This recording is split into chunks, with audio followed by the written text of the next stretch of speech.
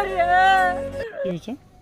আমার স্ত্রী মানে রূপপুরি কলেজও দিছি এই জ্ঞান বিকাশ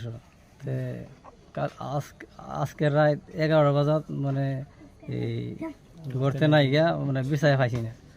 পরে ঘরের মানুষ ডাক দিলাম, ডাক দেওয়ার পরে তারা উঠছে, উঠে বিছাই টিছাই আর পাইছি না।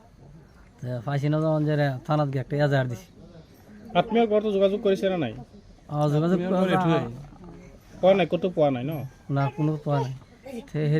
আমি এজাহার দিছি, পরে জাননি দিছি যারা মানে পুলিশে তো কইছে আমি তো ডাইরেক্ট যদি আমি পাইতাম দেখতাম তাহলে যাইতাম পুলিশে গেলে নিজে গেলে মানে কোনো জায়গাতে চিনি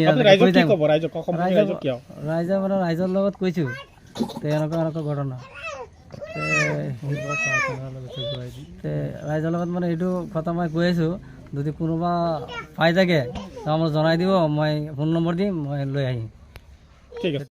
মানে আমাৰ এই খুৰাৰ ল'ৰা হয়, এইজনৰ ঘৈণীয়েক কালি ৰাতি 11টা বজাৰ পৰা মানে নিখোজ হৈ ৰাখি নাই, পোৱা নাই।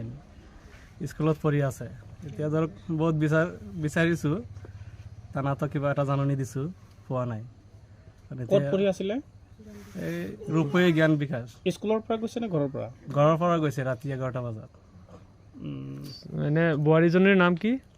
ৰুমেশা খাতুন। ৰমেশা খাতুন। এই ঠাইখনৰ নাম? বৰ্মা। এইটো গাঁৱটো বগামুৰ। বগামুৰ বুলি কয়, বৰ্মা বুলি মাতে।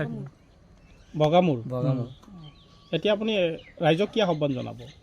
যদি কোনোবা পায় তেনেহ'লে আমি এটা নম্বৰ দিম, যাতে যোগাযোগ কৰি মানুহটো ঘূৰাই দিয়ে আৰু কি য'তেই থাকে।